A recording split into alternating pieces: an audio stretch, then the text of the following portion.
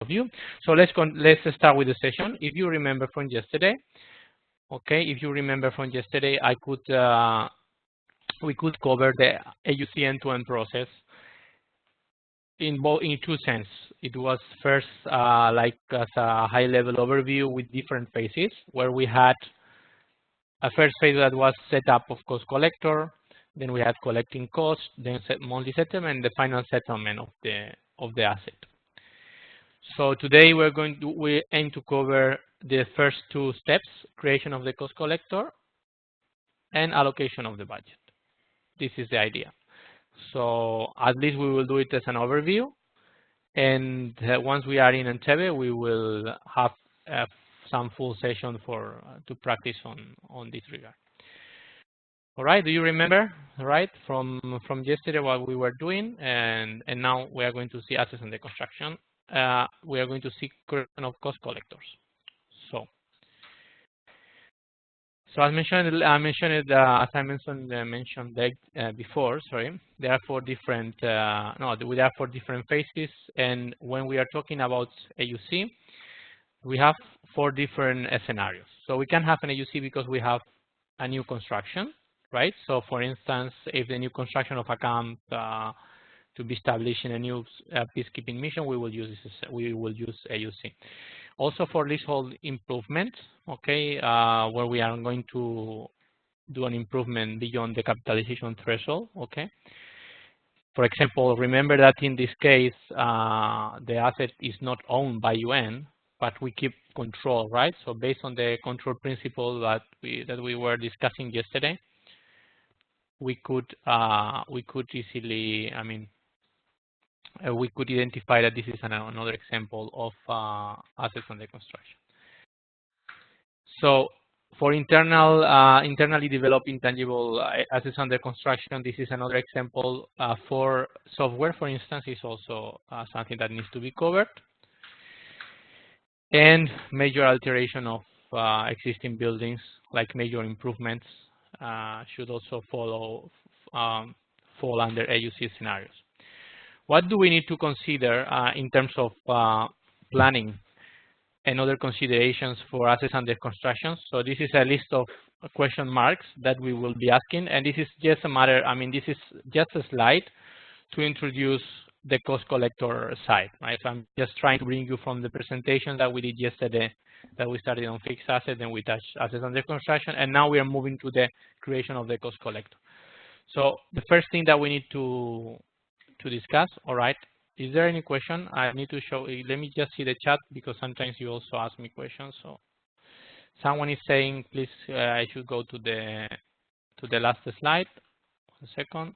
All right, is there any particular question? I think maybe you can unmute yourself and ask if you want.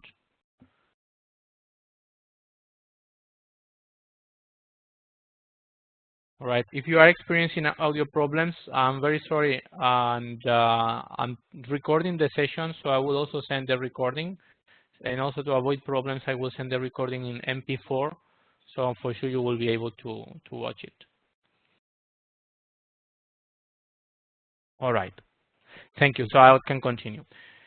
So I was saying that the first question that you need to ask yourself before starting the assets under construction used to be if we are going to utilize projects or internal order, right? Now, as I was mentioning yesterday, a decision has been made, and in terms for reporting needs and also from budgetary control purposes, a decision has been made, and we have to use projects when we are going to track assets under construction.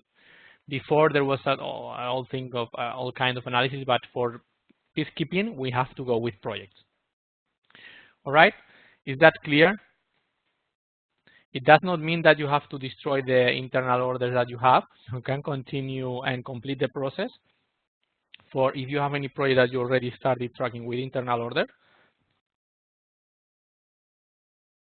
But all future assets under construction, you need to use projects. If you understand what I'm telling you, please click on the green check, so I make sure that there is no misunderstanding on this point. So if you have to initiate any asset under construction,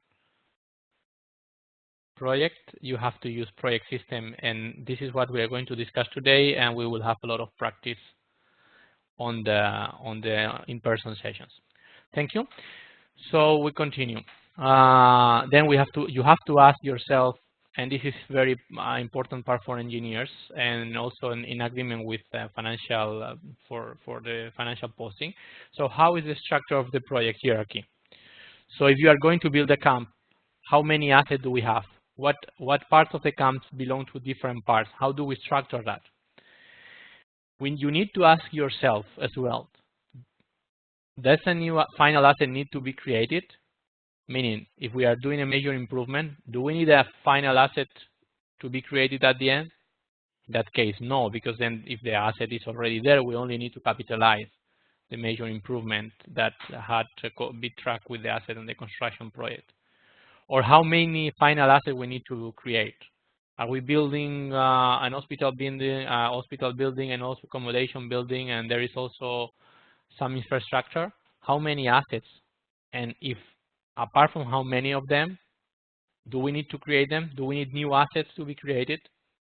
Okay, those are important considerations, and you need to be aware of them, because the practical scenario that we will do in Entebbe, I will give you a scenario.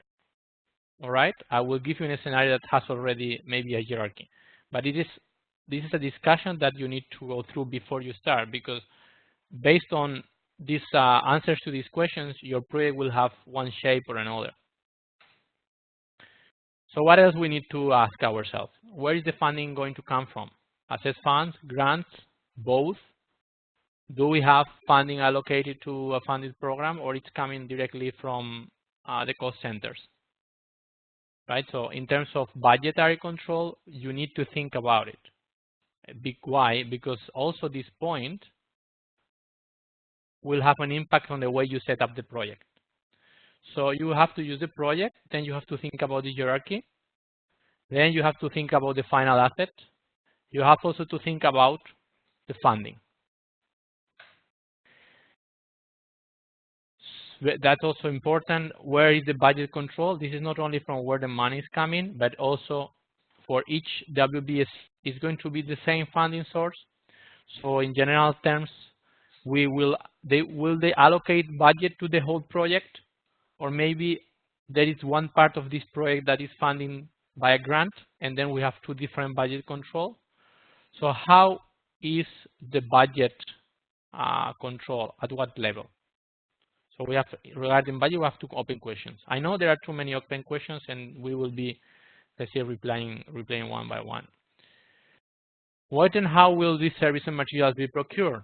So you'll need to understand for the cost collecting phase, if they are coming, materials are coming from the warehouse, if we need to acquire something, if there are services, if there are contractors. So how are all the costs to be collected?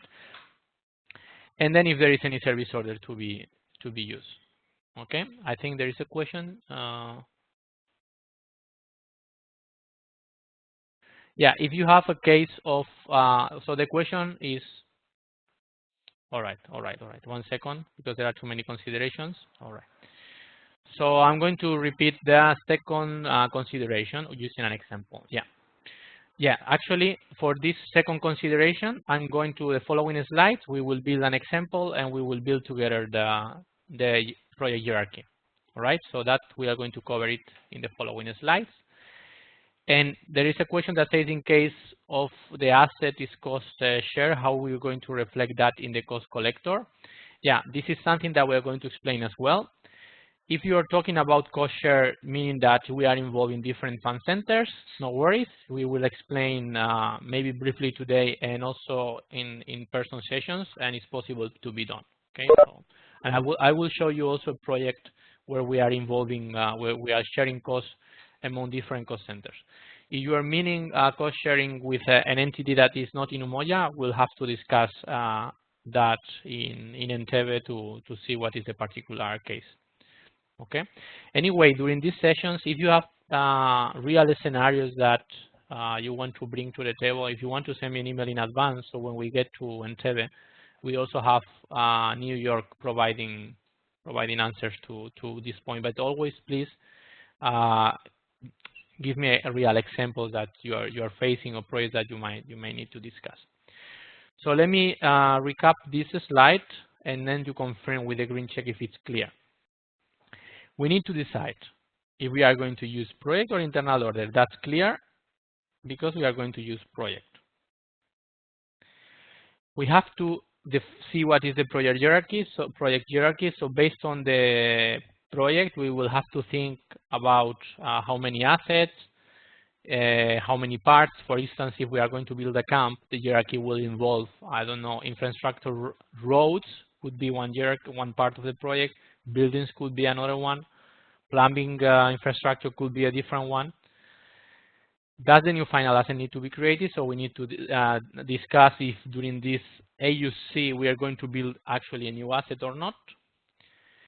Where the funding is coming from, if it's coming from grants, from asset funds, right? We need to discuss if the funding and the budget control is defined at the highest level of the project, or we have any particular part of the project that is funded by a different source of funding, for instance, a grant.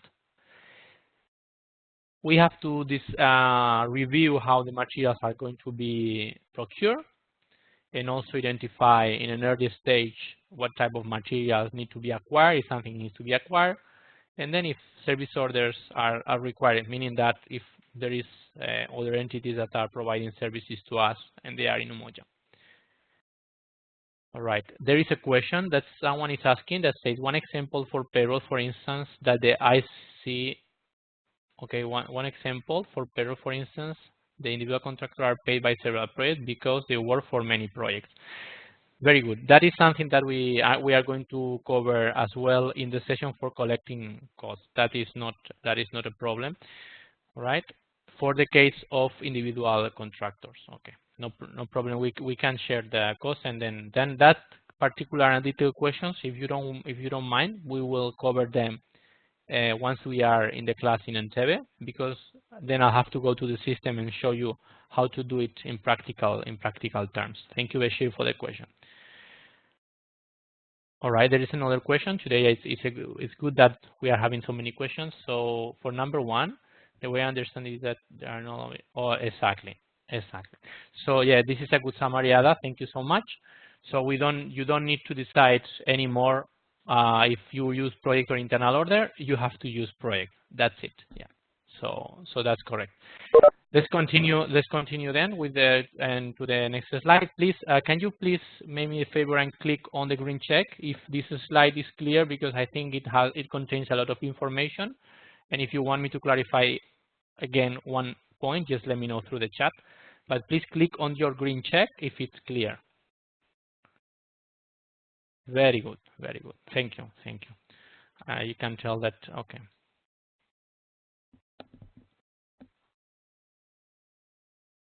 Yeah. Okay. So again, this slide was updated. Okay. I will share the presentation. Don't worry, I will send the presentation. I will share the presentations at the end. And also, I will send the MP4 so you don't have technical issues accessing the recording. So this slide is about whether to use project or internal order, and as you notice, I'm going to remove the question because for new projects we are using projects only, right? Do not use internal order for new projects. And there was a lot of discussions in UNHQ about it, and yeah, that's the conclusion. However, if you already initiated something with an internal order, you can complete it, but for new ones, please use project. This is one of the important messages of the day. And that's why we are going to focus on the project side. So now we have an example of a project. So please read with me, and now pay attention to this slide, and pay attention during this slide because it's important. And this structure, sometimes if you go to the job aid, you may get a bit confused because in the job aid, in official job aid, you see a structure for other agencies when they are using componentization, and they are separating different in a different way the assets. So for DPKO and peacekeeping, this is a good example, I think. So let's say that we have to, there is a new construction project and a new camp needs to be established, right? So we need to establish a new camp. The camp will include 3 buildings, all right? Are you following me? One for accommodation, an office building, and one hospital, right? There will be 3 buildings. It will have also a small road network with gravel and asphalt roads. The camp will be protected by a security fence with 2 different levels of security. We have fence wall and fence wire. All right. So this scenario that I'm presenting here will be used during the whole workshop. So starting from today, all the transactions that we are going to be performing are going to be within this context. So you better read it well. Okay. I'm going to read it again, but please be with me and get an idea of the project. So we need to build a camp that has 3 buildings, 2 roads, and 2 security fences. So how will we define the project? And this is related to your question, Ada, about the project hierarchy. So for sure, there is a first level in the project that is what we call project definition. So as a project definition, we are going to say that this is a camp. Okay. So in the hierarchy of the project, you always have first a project definition, and then we'll start with the hierarchy. So for a good example of hierarchy for this scenario will be project definition, and then we have a first level for the project like it's embedding the whole structure. So these 2 lines with the same name, you will have them always. So this is the project definition. We'll say it's a camp. And then we have level 1 of the breakdown structure, right? This is going to be a breakdown of the project. And the first level of the breakdown is the same name as the project definition. Clear? All right. Now, how many groups of assets we have here? We are saying that there will be buildings, there will be roads, and there will be security fences, right? So as a level 2, we can have one element that says buildings, one element that says roads, and one element that says security fence. This could be a level 2. Do you agree? Do you follow me? Could you please click on the green check? And also let me know if I'm going too fast or too slow. Well, in general, going too slow is not a problem, but if I'm going too fast, I don't want to lose you. So, all right. So you're following. Good. So level 1, we say it's a camp. Level 2, we say there will be buildings, there will be roads, there will be security fence, as is described in the scenario. And now, if we continue with the next level, okay, what else we are going to do? What do we have under buildings? What do you think we will have under buildings? Okay, there is a question. 1 second. So someone is asking that security fence and roads are infrastructure. That's correct. It's not a problem. The thing when you define the project, the type of asset that you are going to be creating at the end of the project is going to be defined by something that we put in the elements. So at this moment, when we are doing the hierarchy of the project, do not worry if they are infrastructure or fixed assets. Even if you have a part of the project that will not create an asset, you can put it here in the hierarchy. I will show you later how. and we will say that those are non-capitalizable expenses, right? So at this moment of the definition of the project, only think about the structure of the project and eventually what's going to be built, right? So yeah, you are replying to me. Very good, thank you. So what do we have under buildings? We have accommodation, we have office building, and we have hospital. Very good, thank you. Okay. Now another question for you, and you can reply to me through the chat. No worries. What do we have under roads?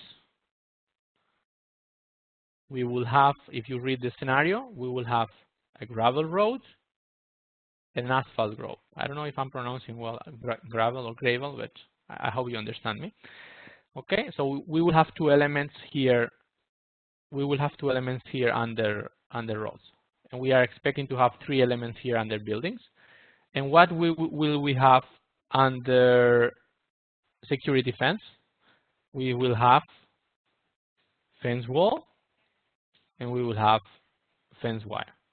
Okay. Why we are separating this way? Maybe because they will be two different assets, right? All right. Thank you very much. So this would be the structure of the project. So let me recap. A new camp needs to be established. So the definition of the project is camp. Very good. The first level of the project is camp as well, because this camp may have sub-assets under it if we want. Okay.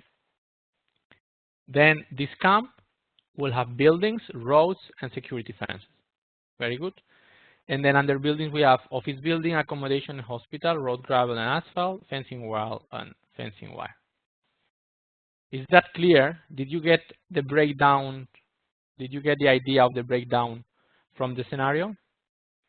Could you please click on the green check if it's fine? If you click no, you also please ask a question in the chat if you want. All right. So it's good. Okay. Thank you. Now we are missing something else. Now, what if?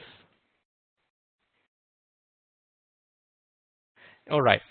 There is a question, and I appreciate the question. Okay. Why there are two camps with the same thing? It makes no sense really, right? But this is the way SAP is built. So let me show you how it looks also. I will go to the system.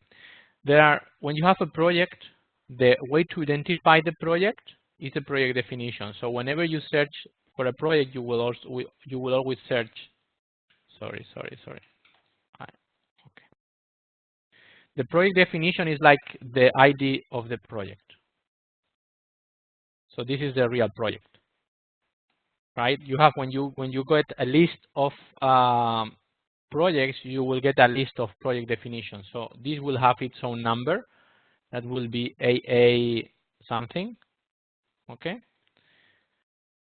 And then you have the project structure. The real work breakdown structure is this triangle here.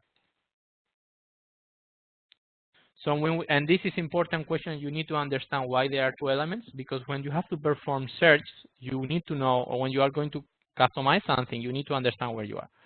The work breakdown structure is this one, is the triangle.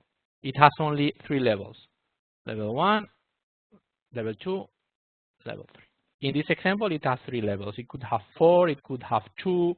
It's up to the project, really. Okay. Now, this is the project definition that is only like identifying the project. So, and when we go to project system, you will see that here you only specify something, and this is a real WBS element. So in the camp, you will define the same properties that you define here, here, here, and here. Now, why is the same? It's just because they decided to use the same term. For me, in my personal opinion, we could call this as a camp construction project. So to me, the project definition is basically the project, identify the project. And then you have the work breakdown structure, that the main output of this project is the camp, right? So this is why it's twice, because one is identifying the project and the other one is just part of the work breakdown structure. Does it make sense? Is it more clear now, Ada? All right. So, okay, thank you. Now, so this is important that you notice, because when we go to the system, you will see that when you are searching by project definition, you have to use this. And then when you are in WBSE elements, you have all of them. Okay, 1 second, there are more questions. Of course, it can be a different structure. Someone is asking if it can be a different structure. Absolutely. You as engineers, you have to think about your project and define the structure. So it's this is only an example. For instance, I took an example from Minuska. I think it was Minuska, that they are building 2 different green fields and I think some accommodation building or something. And yeah, you will have a different structure. Even when we go to the in-person sessions in Entebbe, I'll give you another example, so you have to build another structure. And yeah, you feel free to send me any real example that you have, and we will discuss a possible structure. But it's up to you. You have to decide this structure based on how many assets you also want to have. Now, can I ask you something? Looking at this project structure, how many assets you expect to have? How many final assets you would expect to have? Correct. 7, right? 1 asset here, 1 asset here, 1 asset here. Very good, very good, very good. So we are on the same page. Okay, thank you. Okay, I think there is another question. Very good. Very good question from Mangala. So Mangala is asking, if we have several more than 1 office building, are we going to break them in as 2 elements, are they going to be 2 different assets? Very good. If you have several office buildings, the same project, imagine that the same project that I'm describing here, instead of 1 office building, we have 2 office buildings. You could have 2 level 4 elements here.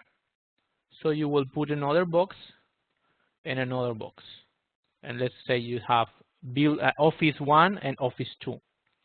All right, so you can have that, no problem. And then we will see how to configure every element of this structure in the project. So thank you for the question. I think it helps also to understand. Very good. Thank you so much.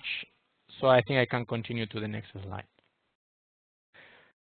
Minuska is saying that you have sometimes 10 accommodation building. It's not a problem. It's in the same project. You just put more elements here, okay, and that's it. And then what is important is that when you are doing the construction, you have to keep track of when the items are going to be utilized, no, for what construction. So thank you. I mean, if I said yesterday that the end-to-end process was the most important slide for the AuC, let's say, overview, this slide is, in my opinion, the most important of the day.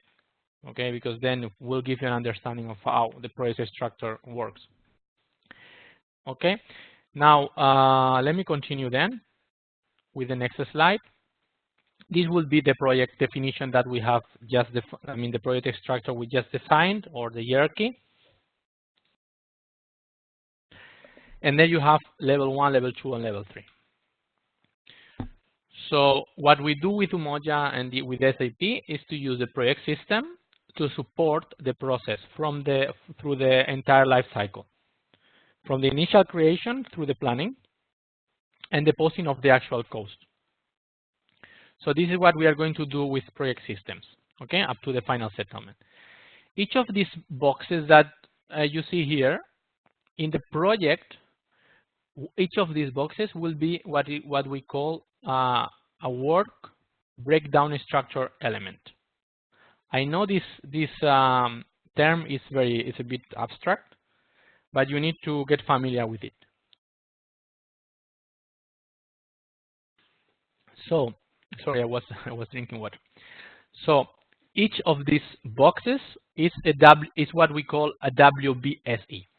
Okay, I don't like it. I don't like the acronym, so I always try to call it project elements or WBSE elements. But you need to understand that when I say this is a WBSE, it's one of these boxes. Okay? The project definition is this, and then the work breakdown structure is the whole structure. So when we talk about the work breakdown structure, you have to think about the project, about the triangle. And when we talk about WBSE, is each of these boxes. Is that clear? You please click on green check if you understood the terminology, if it's new to you, because I don't know if you are familiar with it already.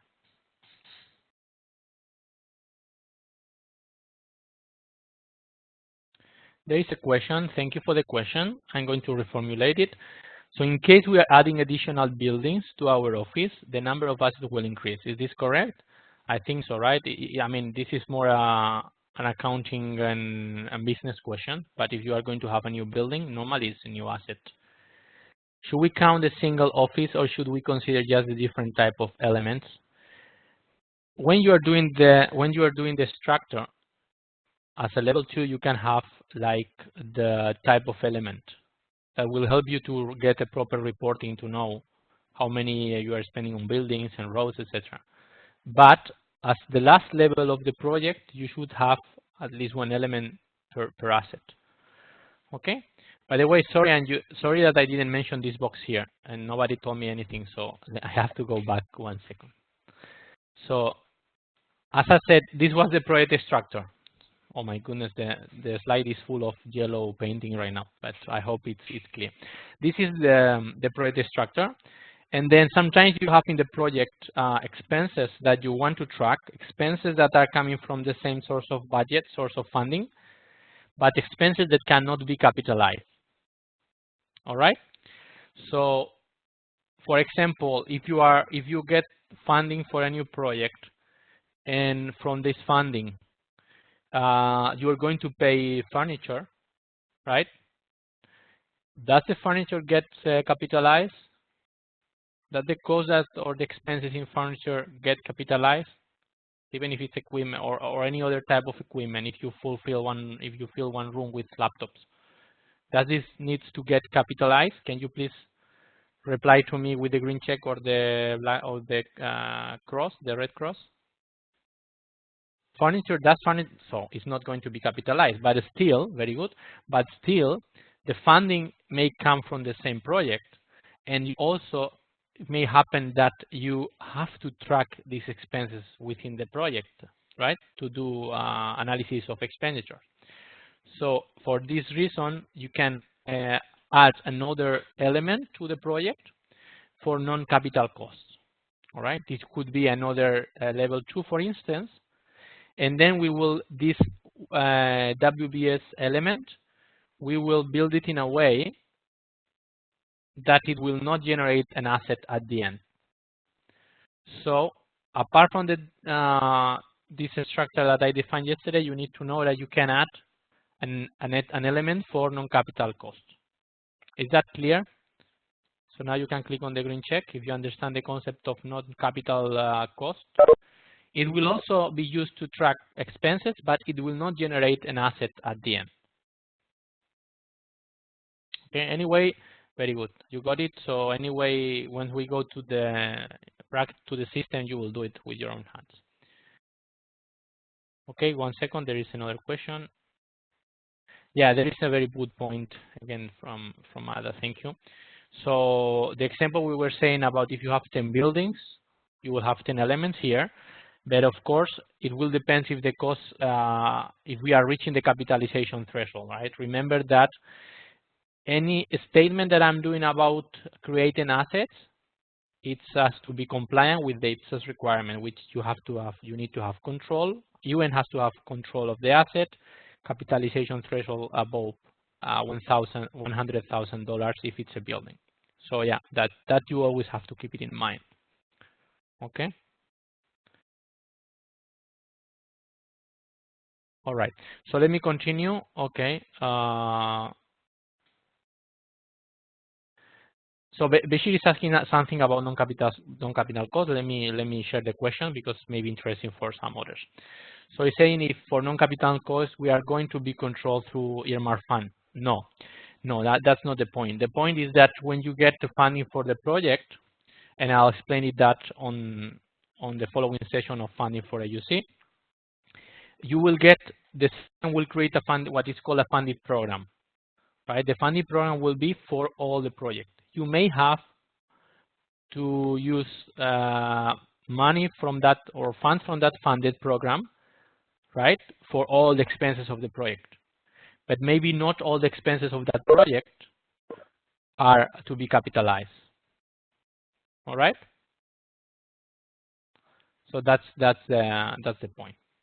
So I think in the pre-assessment there were plenty of questions about what to be capitalized and what not to be capitalized, right? So you still have questions about it. You can see the presentation, and also I can refer you to the corporate guidance. The point is, this is a business decision, so you have to analyze it. If it's something that has to be capitalized, you will track it with one of these WBSE elements that will generate an asset at the end. If it's a type of expense that will not be capitalized, you will consume, you will use the account assignment from this WBS element. All right. Thank you. Okay, let's continue. So I was saying this is another example. I think that was another slide to talk about, about the terminology. So we use WBSE to refer to these boxes. I hope this is clear.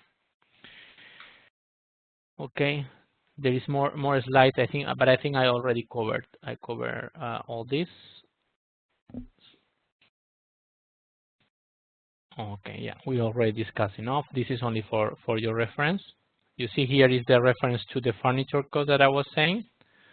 Sorry, because sometimes I'm giving you the information before the slides arrive. So the slides are more for your reference to study later. So I can skip this slide. Okay. Now, for our scenario, there are 3 levels, and this is something we mentioned already. Sorry, the font is in red. I will change it before I send it. So this is what I was saying before, no? Based on the scenario that you have to build, you need to decide which components are necessary. So the structure is defined by you. Okay. What you need to understand is once the project is released, and we will see later, an AuC master record will be automatically created by the system. And now we are going to introduce 2 important points that you'll need to understand now in general terms, and we will work with them in the system. So this is the project structure, right, that we define all together with the boxes and everything for our scenario. How would this look in the system? And this is the next slide. So I don't know why it says reply to all over this screenshot, but this is the project structure. You see, it's another way of representing the same thing. This is the project definition. The first level is a project definition. Then we had 3 level 1, right? We said, we had 1 level 1, which is also the description of the project. Okay, construction of a camp, and then we have 3 level 2 elements. 1 for buildings, 1 for roads, and 1 for security defense. Okay, and then on level 3 we have under building, office building, accommodation, and hospital. We have under road, we have gravel road, asphalt road. And under security fence, we have wire, and in this case it says concrete. Okay. And then we have another element for non-capitalizable capitalizable costs, it says here. So now, may I ask you, do you understand that this structure is the same as this one, that the previous one? Do you see how it's the same hierarchy that we have defined is represented here? Click on the green check if you agree, if you realize it's the same thing. Because sometimes when we change the way of showing things, people may get lost. So if you're following, all right. So other thing that I have to tell you, in order to identify these elements, we have identifier that it follows the following rules. So you have the project definition is defined like you see here, AA for asset accounting. And then for every level of hierarchy, we'll have to add point something to identify. So let's say that level 2 for building will be 0.01. Another level 2 will be 0.02. Another level 2 will be 0.03. And there, if this is a parent-children relationship, the children element of building will have another 0.01, another 0.02, another 0.03. Does this make sense? And then I have another slide that maybe will help you to understand better this, let's say, way of identifying the WBS elements. So we have the project definition, okay? And the only rule is that the project definition is unique. And this is identified by a number, all right? Then we have the level 1 of the work breakdown structure that contains the same ID, okay? So these are pretty much the same because, as I said, below this yellow line, we start with the real work breakdown structure. The other is only project definition. So the level 1 is with that. Then the children will always add 0.0 something. Okay, so level 2 will be identified by this, and then if you have more levels, you will always be adding point and a couple of digits. All right, so this is the numbering of the project that you can also see in the previous slide. But this is only for your reference. Is it clear more or less how is this identified? I don't want to spend more time on identifier because once you will create your own project, you will see it and you will fully understand it. So it's much better to understanding by doing this part. So if it's clear, just click on the green check, and then you will get familiar once you start doing things. Okay. So yeah, I just want to give you a bit more information, and we stop here. We will do a break before going to the funding part because I don't want to give you too much information through WebEx or you will fall asleep.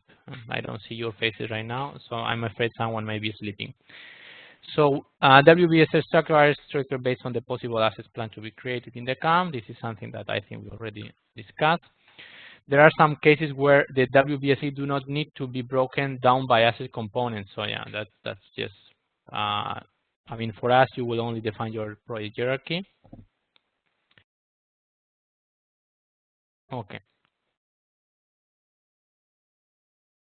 So the project structure, of course, it depends on let's say the project itself. So if there is a construction where one single asset needs to be created, but you still need WBC to capture costs of the same project that are not to be capitalized, you can add a WBC element for non-capitalizable expenses.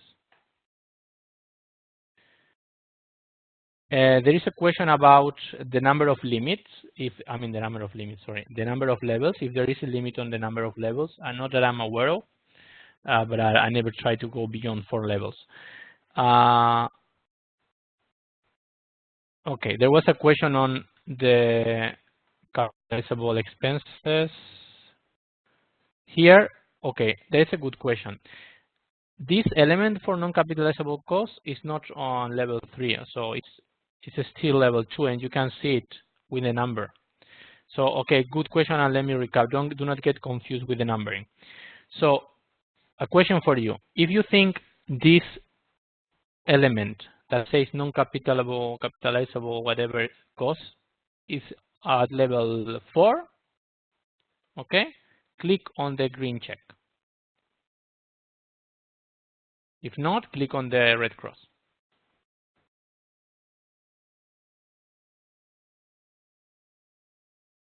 So is this one the last one on level 4? Yes or no? All right. So we have half of the class saying yes or no. So I have to explain this again.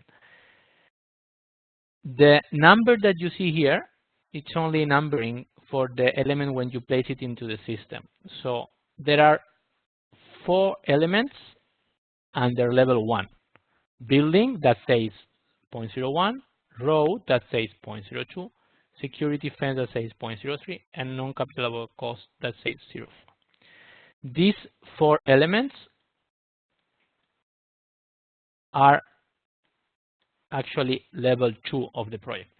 So it's exactly the same structure as shown here. This will be level 201, level 202, level 203, level 204. So these 4 elements are level 2. And in the project, the 4 elements are level 2. And this is why they only have 1 digit after the project definition. So you have only one thing.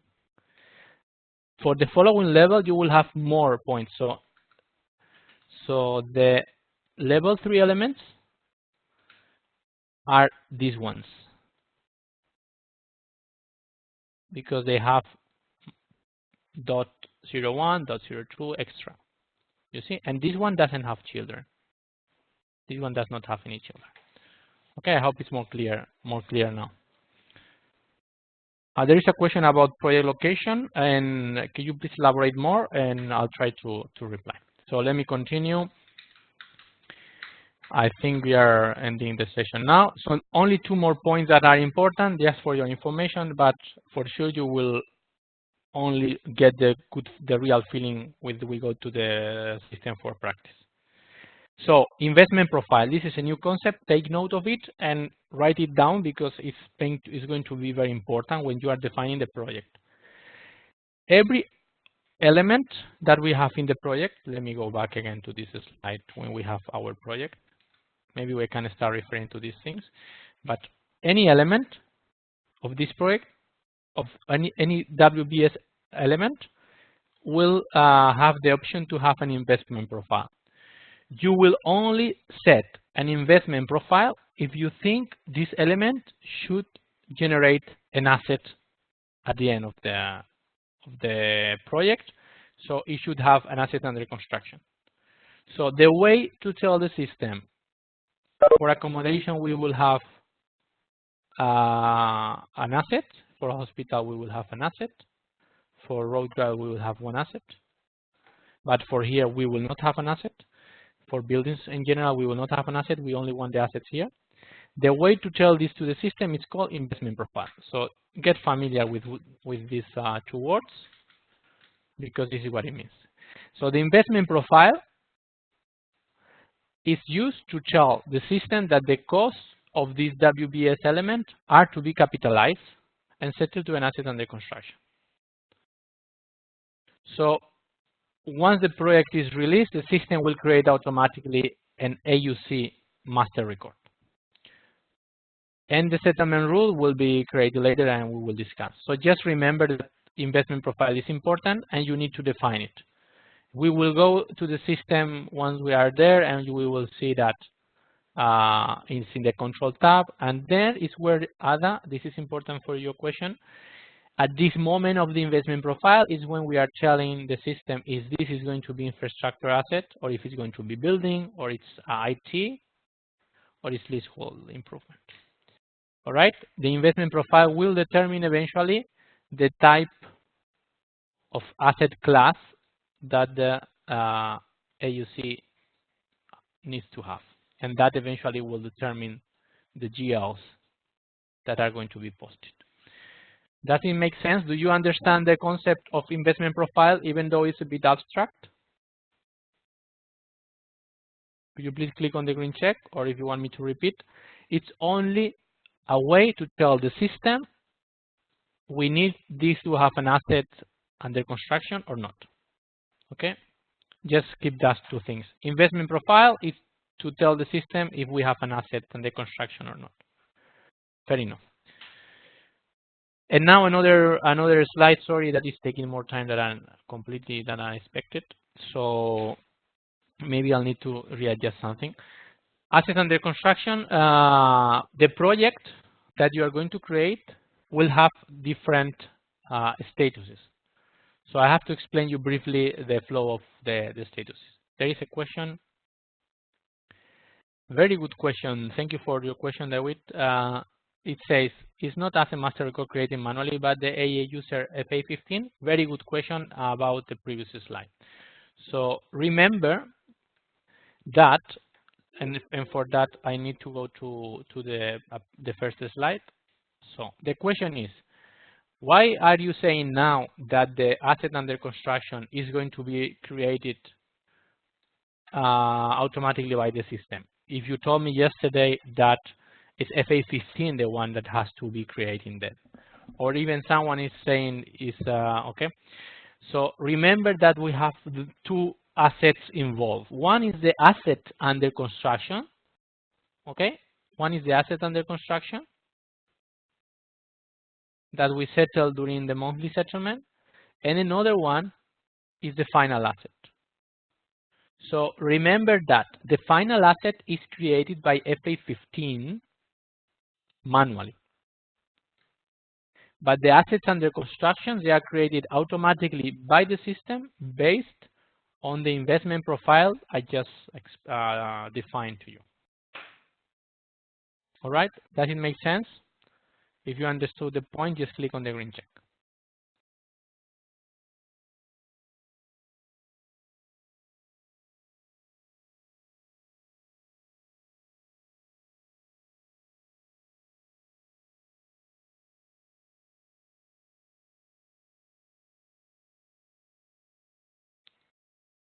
Yeah, that's a very good assumption. Yeah, FA15 asset master, very good. All right. There is another question from Debra. It's a bit long. Okay, no, right. So the question from Bashir, I have to read it again. 1 second, I will tell the question. So, okay, let me share again the screen and start presentation mode. Okay. So investment profile is clear. Someone, okay, no question from Debra. Okay, thank you. The question is from Bashir actually. So the example that requires WBC to capture the cost but won't be capitalized at the end, okay, because it didn't reach the threshold. Basically, the project will be limited to an AuC status, but once it's closed, the entire cost will be recorded as expense. That's correct. In case it is as non-capitalizable component at the end, the entire project is considered a charge. Yeah, exactly. Yeah, that's fine. So, all right, all right. Let's continue. So now let me talk for, sorry, I wanted to make a break, but it's taking too much time. So let me talk about the project statuses, and I think it's one of the last slides. This is about the project status. Please pay attention even if you are a bit tired, because that's important that we'll review. The project has two types of statuses, what we call user status and system status. Okay. Now okay, 1 second, I need to take the highlighter. So two types of status: user status, that you are going, that PP01 user normally is going to manage it, and you have system status that is managed by the system. So the flow of the statuses is, as you can see on the top side of this slide. When the project is initiated, it will start with the status IPP, which is initial status of the project. Very simple. All right. Now, once you start the project, you will start creating the hierarchy, and then there will be some discussion about it. You will see if you need to have 2 levels or 3 levels. You will agree how many final assets. You will decide if you have a non-capitalizable expenses element, etc., etc. Once all this is ready, you will have to change the status of the project to under budget release. Under budget review, sorry. So once you create the project, you'll put it in this status to indicate that the structure of the project is clear, but now you are going to wait for the budget to be allocated. All right. After the budget has been allotted, then the project is ready to be released, right? So this is why we change the status to ready for release. Okay. Only users assigned PP01 can set approver can set this status. Why is this important? Because only after this we can release the project and we can start with the activities. So you have from IPP initial status, under budget review, ready for release. So then we will have to release the project, And the release of the project is a bit different because it's system. So there will be another way to release it. Okay? We will release the project, and then we will change it to the status after the project is released. We will change it to the status, also user status, released and budgeted. And this final status that says released and budgeted is the green light for costs to be collected, for expenditures to happen using the project structure. Does it make sense? So we have this sequence of statuses.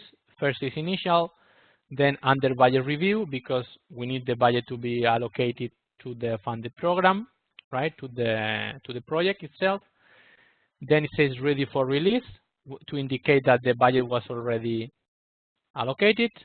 Then we release the project, and then we put it in a status released and budgeted. That is the status we need for operational reasons. Okay. Is that clear? I know I see that you're getting tired because I'm losing part of the attendees. So can you please click on the green check if you understood the project diagram, the project status diagram. So the key point is when the budget is allotted. So after the budget is allotted, we just go to release and budget. So if I ask you, very good. If I ask you in what status you need to have a WBS element in order to use it to, let's say, raise a shopping cart or to incur expenses for that, what status you need to have the WBS element? Okay, reply to me. Okay. Very good. It has to be and release. So if the status is not released and budgeted, you may have problems to use it. Now then it's easy to go back. You say, oh, it's not released and budgeted, where it is. So you have to move all the way to the release and budgeted. Now, if you are in this status and you want to go to release and budgeted, you will not be able unless the project is released. So from a learning point of view, what you really need to remember is that you need released and budgeted. Because if it's not released and budgeted, you will just try to move and the system will force you to go status by status. So remember, the important status for you is released and budgeted. Okay, now this is a view of the how to manage the status. I think we will just do it in the system. Okay, and here we have some statements about the status of the project that we will also be discussing during the session. Okay. There is another status that I'm not mentioning right now that we will discuss in the session, which is called MEC month-end closing. That we will need to change to this status when we have to do the monthly settlement to the assets under construction. But for the setup of the project, you don't need it, right? That we'll also discuss in the practical session. I think to be honest with you, we already reached a good level, and now you have an overview of the assets under of the cost collector creation and the project creation.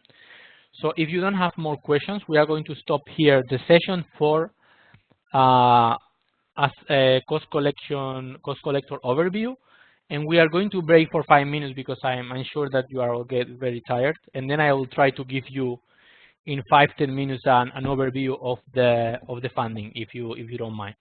Okay. I know we are going to go beyond the scheduled time, so we were supposed to finish at 11:30, but we will finish at 11:40 maybe. Okay, sorry for that.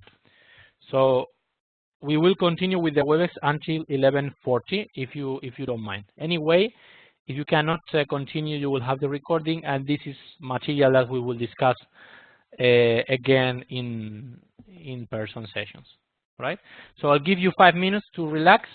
Okay, please be back on at 11:20. Oh, sorry, I'm saying my local time, but maybe you have a different time.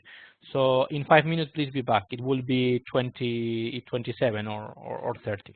Okay, and then we break and we'll give you some information about funding for AuC. Right?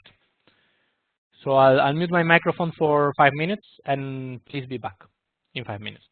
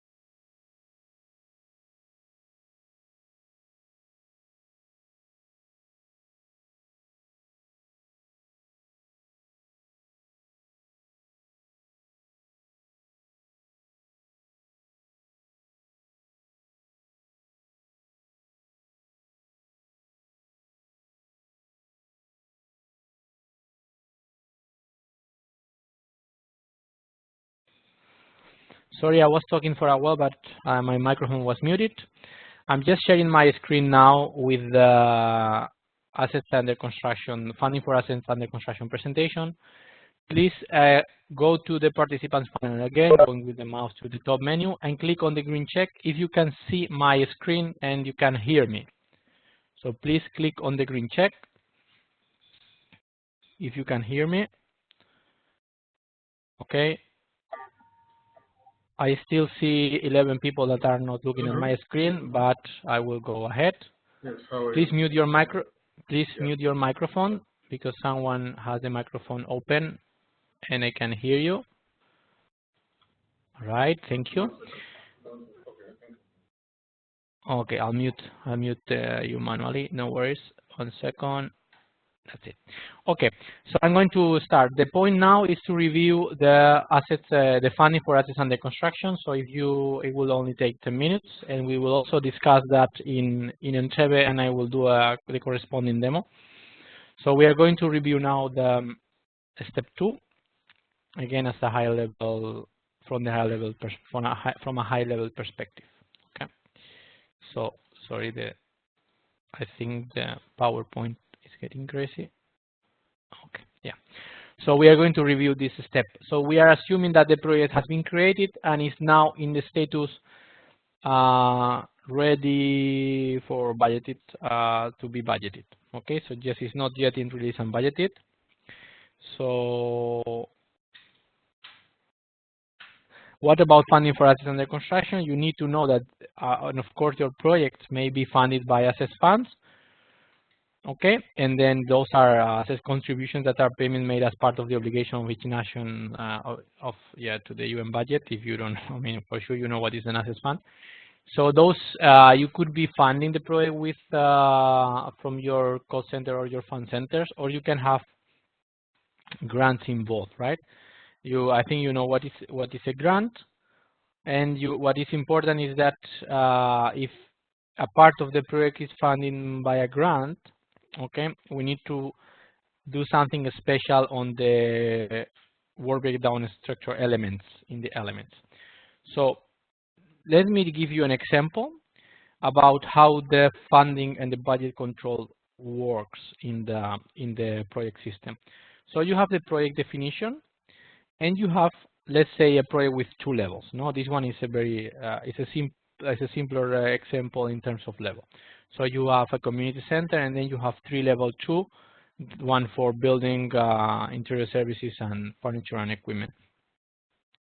If in this project you only have funding from asset funds, you can define the budget control at the highest level, meaning that you will allocate money, you will allocate budget to the project as a whole. So the funding will go to the highest level, and the budget control of all elements will be at the highest level. So as long as there is money for the project, you can incur expenses on the lowest levels. But if it happens that you have grants involved, you may need to define budget control on a specific element. Let's put an example regarding to the camp. Let's imagine that you get $2 million for the camp to be built. So we will put money, we will allocate money to the project, and then we will start using it. But if one part of the camp is going to be funded by a grant, then you need to define the allocate budget to that element in a separate way and then control it in a separate way. Okay, now we are going to the next slide. I think will be better explained. Sorry, I don't see the 1 second that I don't see the questions. Okay. So if you have, okay, so this is exactly what I was saying. For assets under construction financed by assets fund, the budgeting only needs to be done at higher level. Do you understand this statement? Could you please click on the green check if you understand this statement that I just highlighted? What does it mean?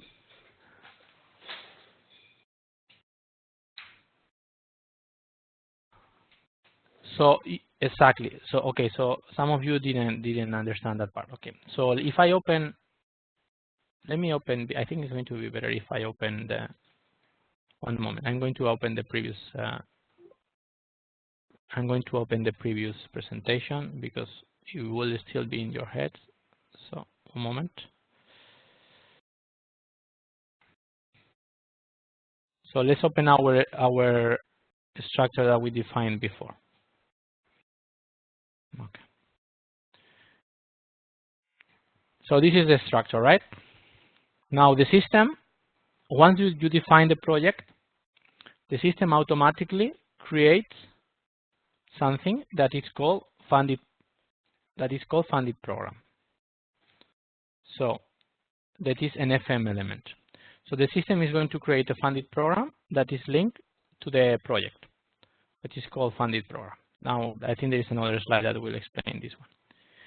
So the funded program is defined normally at the highest level of the project. So the money that will be allocated to the funded program can be used for any part of the project. So you can write shopping carts for services for the construction. You could use the money to acquire bricks. You can acquire other type of materials. And the budget control is defined at the highest level. So as long as there is money here, you can use it. And now imagine that in this project, for a reason that I cannot, I mean, for a practical reason or whatever, there is a part of the project that is funded by a grant. So you need to set up a different budget control for the grant that will be linked to the element. Okay, we will discuss this in practice, but the point that I want to make, and I'm not sure if I'm making it very clear, to be honest, is that when you define the project, when you want to define allocate budget, you can do it at the highest level. So you are funding actually the project. You are not funding for the road. You are not funding for the building in general terms.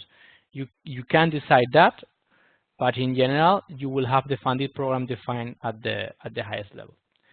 Still, we will see more complex scenarios where you can involve different fund centers that are funding the project for a particular part of the project. But still, the funded program and the budget control, you can define it at the highest level. So how does actually the integration work between project system and funds management, right? Because this is, of course, you are not budget officers. I just want to give you an idea, so when you have to talk to budget officers, you understand what they are saying. So FM integration. What we have been doing here about what I have explained before the break about the creation of the project is done in the module of SAP that is called Project Systems. So this is where we are going to create the project that we saw before. This will automatically, I mean, as part of the project, by the way, we are creating work breakdown structure elements, every box of that project. Now the system automatically will create a funded program.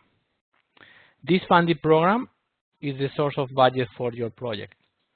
So FM users will be funding this that is created automatically. Now, luckily enough, the ID of the project, of the program, it's going to be the same of the ID of the project. So the funded program and the project will have the same numbering. So if you give your project number to FM people, they will be able to allocate budget. So for each asset under construction, funds must be allocated for the project, whether it's coming from access fund, grants, or both. And once a budget control is defined in the project, it will trigger the creation of the funded program. So this is something that you need to understand. The concept of funded program is, let's say, the place where FM users have to allocate budget. And the numbering is the same as the project. Now, if they don't allocate funds to the funded program, when you go to raise your shopping carts using the project, using the WBS element, you will get budget errors. Okay, so how will they have to add funds to the funded program? This is out of the scope for you to. Okay, sorry, there is a question. So it's a good question. Should we wait to get to the total amount of fund to start with project if the funding, if it's funding by different grants? Well, that it will depend, because you will, if you are funding something with different grants, you will have to specify. So going back to the previous slide, if we have a scenario that is involving multiple grants, like this one here, that you have grant A to fund buildings and then grant B to fund the other part, even if you don't have the total amount of the grant, you can start, because the grants management process will require the cash to arrive for budget to be released. And then after the budget is released, then the budget will be available for the project. So as long as you have some part of the budget, you can start spending. But of course, you cannot go beyond the budget that has been released. So you don't need to wait for the total amount to be received. But you cannot go beyond what has been received, because the rule in grants management is that they will only release the part of the budget that we received already, the cash, the contribution, if it's in cash. Okay. So how are the budget officers going to allocate funds? So once you create the project, there will be a funded program that you have to tell them, okay, this is the funded program of my project. So once the funded program is created, the FM officer must allot or redeploy funds to the funded program using the FM module. For them, this is okay. This is an example with an internal order, but it's the same thing. So you have the project and the funded program is created, and then they will put money. There is nothing really new for them, because they have to use the same T code they are using so far, which is the budget workbench. It's FMBB. And they will need to do the transfer. For instance, if they are doing a redeployment of funds from fund center to the funded program of the project, they just need to do a transfer, okay, and define the coding block that they define normally for the project. So they will remove money from the fund center, and they will allocate it. They will allot it to the. So this is the line to remove budget from the fund center. So they specify the fund center that is going to take the money from, and then they will have a second line adding the funds or the budget, sorry, to the funded program.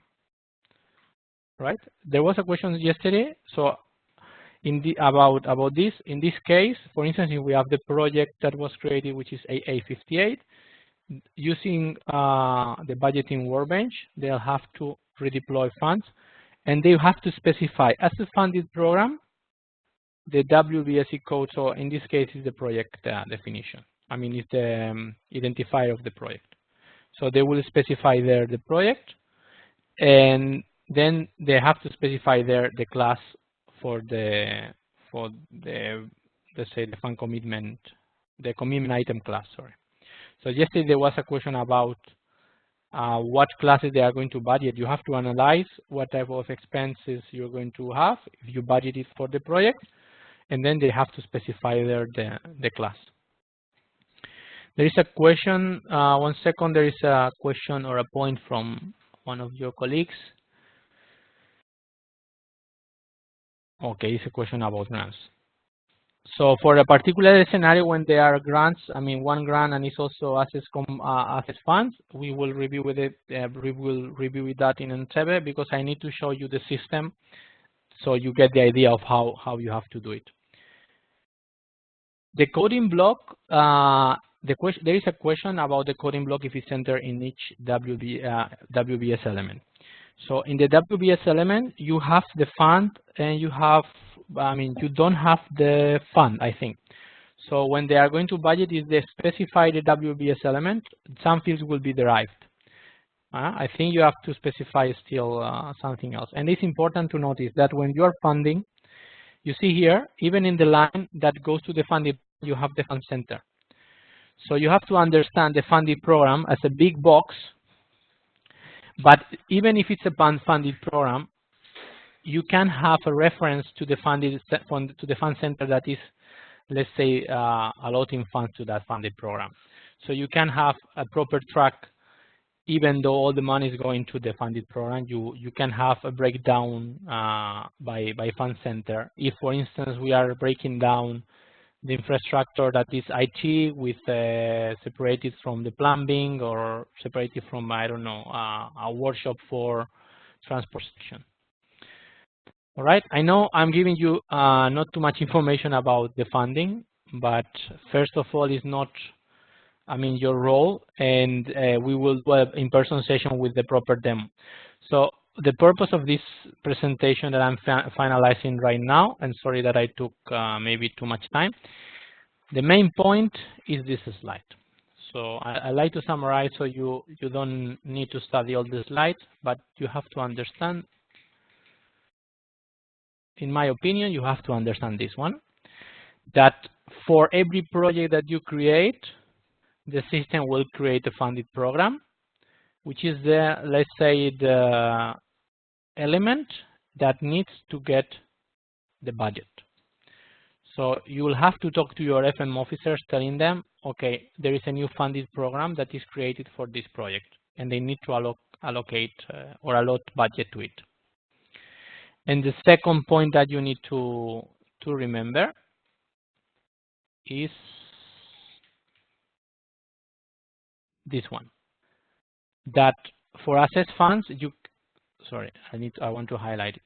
For assess funds, even though you may be contributing with funds from different fund centers, the budget control can be defined at the highest level. So even though you may be using funds from different fund centers, the budget control is normally defined at the highest level, which means that as long as there is money for the project, that's fine.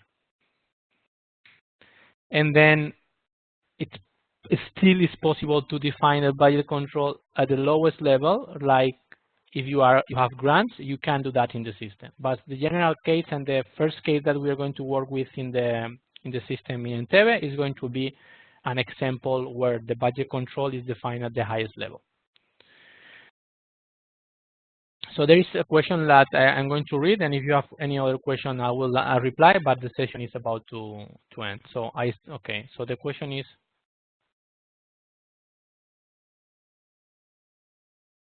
all right, I mentioned that there is not the fund in the coding block, which I mean is not fully correct. When it's in the project, when we are defining the structure of the project, you will see what are the fields that you are entering. But eventually, when you are allotting budget, you have to enter the fund in the coding block. So please don't get me wrong. I was just saying that when you are creating the project definition, there are some fields there that you don't have, and maybe I can go to the system to show to you. But when the funds are added to the funded program, so when the budget is allotted, if you see here, let me go to the next slide. you do define the fund. So there is control by fund without any problem. It's just that it is just that the project itself doesn't have, I think, a reference to the fund in that moment. I could go to the system to display the screen if you want. But of course, the budget that is allotted has the fund in the coding block. Does this reply to your question, Ada? But if I go to the project, and maybe I can go to the project and then okay, thank you. So anyway, once we go to the system in Entebbe, you will see what I mean, no? You will see the entries that you have to enter. Of course, there is control, and the fund is one of the dimensions of the budget that will be there. So if we are using the account assignment with the wrong fund, we will get budget error. So thank you so much. I'm going to ask you 2 questions, and then you reply yes or no, okay? Do you understand what is a funded program? Please click on the green check if you understand, or in the red cross if you don't.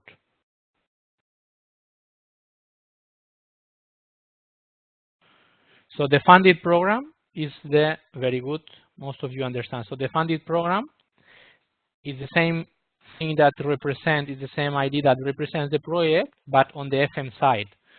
So it's your project is identified the funded program for FM people to allot budget.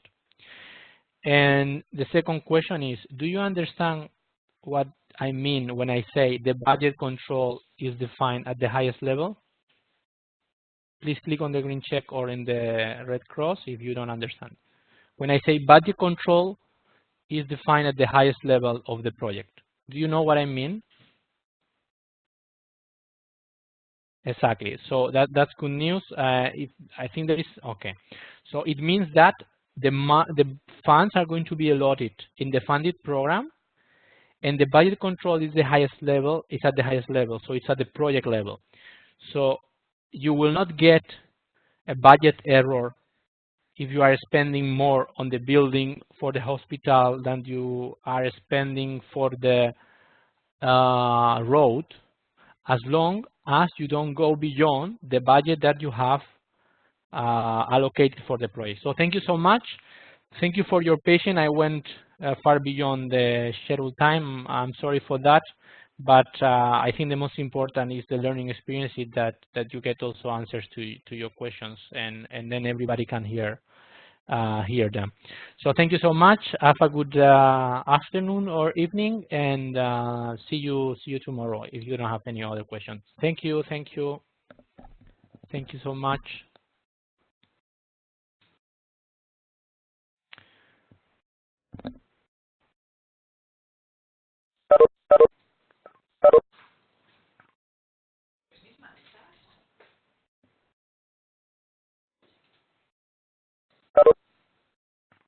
Anwar, you have a question? Give me a second that I will reply to you on a private. Hold on, Anwar. Okay, I clarify to you in the voice because I cannot text. So Anwar, you had a question about if previous attendees need to attend the workshop and the training in Entebbe. No, you don't have to. If you attended the session in January, you only need to attend the WebEx session to make sure we are all on the same page. But you already went through the practice, so you don't need to attend the training in Entebbe. If you attended the previous session in January, it's enough if you attend the WebEx sessions. I hope this clarifies. Thank you so much. See you tomorrow. Well, see you. I'll talk to you tomorrow. Thank you.